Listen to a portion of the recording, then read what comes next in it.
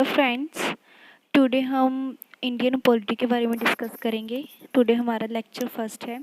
ऐसे ही हम सीरीज़ बनाएंगे, हर एक लेक्चर में हर एक टॉपिक को रिवाइज करेंगे।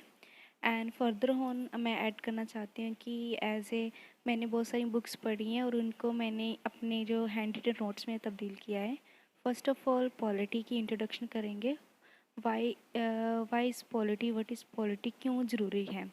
एक्चुअली पॉलिटी क्या होती है, ए बॉडी ऑफ रूल्स है जिसमें क्या ये रूल्स अलग अलग होते हैं जो क्या डिस्क्राइब करते हैं स्ट्रक्चर ऑफ गवर्नमेंट सिस्टम, कि जो हमारी गवर्नमेंट है उसका स्ट्रक्चर कैसा है, और also define the kind of functions, और जो गवर्नमेंट हमारी है कैसे फंक्शन करती है, and the scope of its power, और गवर्नमेंट की जो अलग अलग सेक्टर्स में क्या क्या पावर्स हैं। Such a body of rules is called polity. इस जो रूल्स को डिफ़ाइन करती है कि क्या इसकी फंक्शंस हैं और कितना स्कोप है पावर को, उसे हम क्या कहते हैं, पॉलिटी कहते हैं। Next one is what is constitution. Constitution क्या होता है, document having a special legal sensitivity. Means कि जो हर एक जो कंट्री होती है उसका अपना कॉन्स्टिट्यूशन होता है। ये एक डॉक्यूमेंट, लीगल डॉक्यूमेंट होता है जिसमें रिटन में और क्या लिखा होता है, हमने रूल्स सेट किए होते हैं which sets framework for the kind of political system that is system state might have. जैसा स्टेट का जो फ्रेमवर्क होता है कि कैसे फंक्शंस होंगे गवर्नमेंट के, कैसे वो रूल आउट करेगी, कैसे जैसे कि लॉ बनेगा और क्या क्या सज़ा मिलेगी, वो सब इसमें लिखा हुआ होता है। और इसमें क्या होता है कॉन्स्टिट्यूशन में, हमने कि लॉ की बाउंड्रीज जो होती हैं डिफ़ाइन की होती हैं कि अगर कोई कानून हम ऐसे बनाएंगे और ये इतनी इसकी बाउंड्रीज हैं, इसके विदिन ही रहकर उसे काम करना है। और मेनली हम बात करते हैं कि कॉन्स्टिट्यूशन के क्या क्या ऑर्गन्स हैं। जो कॉन्स्टिट्यूशन है उसे हमने 3 पार्ट्स में बांटा है, और 3 पार्ट्स का नाम है उसे हम ऑर्गन के नाम में जानते हैं, that is legislature, executive and judiciary. Legislature का मीन्स है responsible for making laws to amend and appeal them. Means कि जहाँ पर हम कानून बनता है उसे हम क्या कहते हैं, लेगिस्लेचर कहते हैं। जो कानून बनाते हैं जहाँ पर अमेंड भी होता है और रिपील भी कर सकते हैं। एग्जीक्यूटिव किसे कहते हैं, जो कानून लेगिस्लेचर ने बनाया है उसे एग्जीक्यूट करने का काम करती है, उसे एग्जीक्यूटिव कहते हैं। Next one is judiciary. Judiciary का मतलब है कि for interpretation as well as enforcement of the laws, कि जो कानून बना है उसके रिगार्डिंग किसी को अगर कुछ बदलाव हो रहे हैं, उनके फंडामेंटल राइट्स जा रहे हैं, तो फिर क्या हो सकता है कि हम अपील कर सकते हैं कोर्ट में। तो फिर जुडिशरी क्या करती है, उस कानून को इंटरप्रेट करती है और हमें उसके अकॉर्डिंग जस्टिस देती है।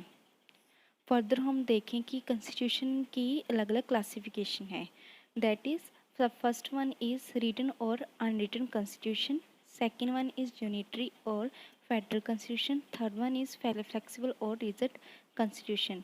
जो ब्रॉडली 3 कैटेगरीज हैं कि कॉन्स्टिट्यूशन को कैसे क्लासीफाई किया जाता है, एक एक का हम रीड आउट करेंगे।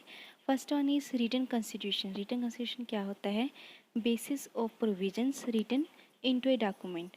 जो रिटन कॉन्स्टिट्यूशन होता है इसमें जो प्रोविजंस होती हैं लिखती रूप में होती हैं, और इसे रिटन कॉन्स्टिट्यूशन कहते हैं। Supreme law of the land भी कहते हैं।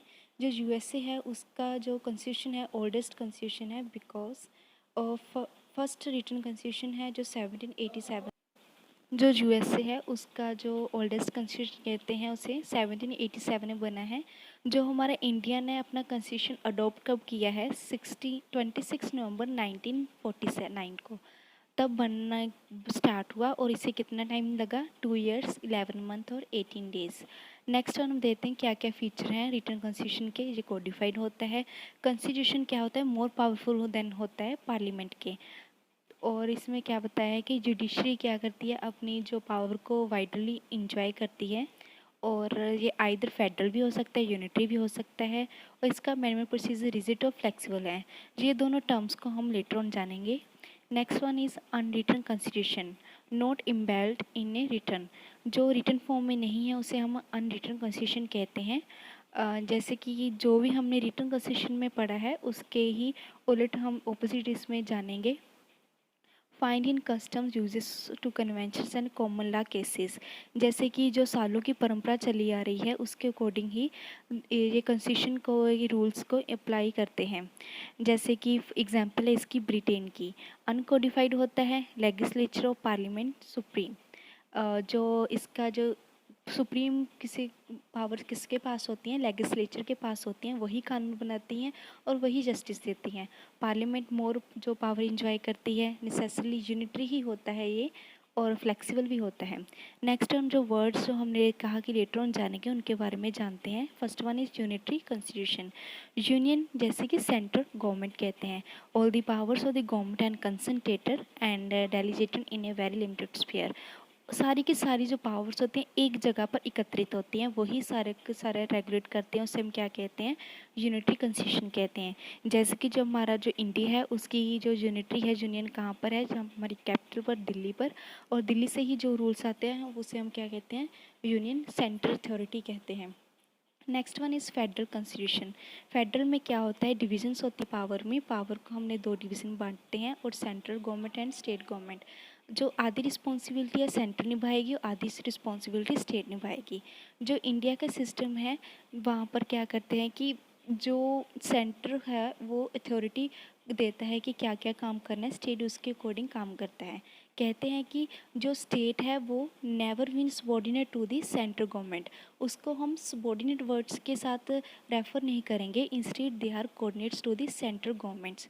सबॉर्डिनेट की जगह अगर हम कोऑर्डिनेशन का वर्ड यूज़ करेंगे तो परफेक्टली सूट करता है, बिकॉज सबॉर्डिनेट और कोऑर्डिनेशन में बहुत फ़र्क होता है। कोऑर्डिनेशन का मीन्स होता है कि यूनियन और स्टेट गवर्नमेंट दोनों एक दूसरे के साथ सहयोग से, कोऑर्डिनेशन से काम करती हैं।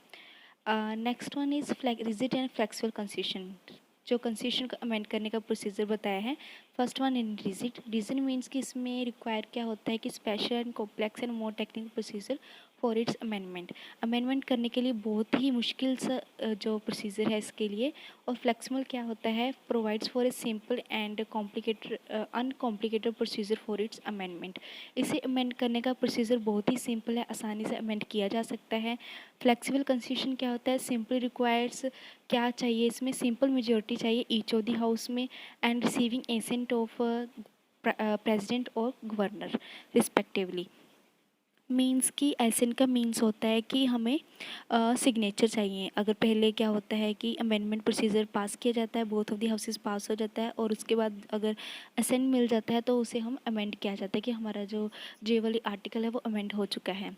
इसे हम फ्लेक्सिबल कॉन्स्टिट्यूशन कहते हैं। हर एक कंट्री का अलग अलग प्रोविजंस है कि वो कैसे अमेंड किए करने का प्रोसीजर है।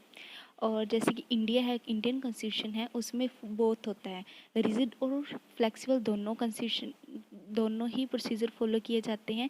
बिकॉज ऑफ दी जो हमारे पर डाइवर्सिटी है, और इसमें क्या कहते हैं कि ये यूनिक फीचर है हमारे कॉन्स्टिट्यूशन का, रिजिडिटी और फ्लेक्सिबिलिटी। और क्योंकि हम देखते हैं कि जो हमारा कानून है उसके अकॉर्डिंग अगर इसे कितना रिजिडिटी प्रोसीजर रखना है और फ्लेक्सिबल रखना है, ये सब हमारे कॉन्स्टिट्यूशन में रिटर्न में अवेलेबल है। जो फ्लेक्सिबल होता है उसमें सिंपल मेजोरिटी चाहिए, और जो रिजिडिटी होता है उसमें स्पेशल मेजोरिटी चाहिए, both of the houses of junior legislature, including क्या है, ratification of the half of the state assemblies की रेटिफिकेशन चाहिए। इस जग अब अगर ये फॉलो हो जाता है उसे हम स्पेशल मेजोरिटी कहते हैं। होप सो आपको मेरी वीडियो अच्छी लगी होगी, और लेटर ऑन हम इसके रिगार्डिंग सीरीज़ को कंटिन्यू करेंगे, और जो बाकी की जो वीडियोस होगी हम डिस्क्रिप्शन में डाल देंगे। आप आपको अच्छा हुआ लेक्चर समझ आया होगा, लाइक कीजिएगा। Thank you very much.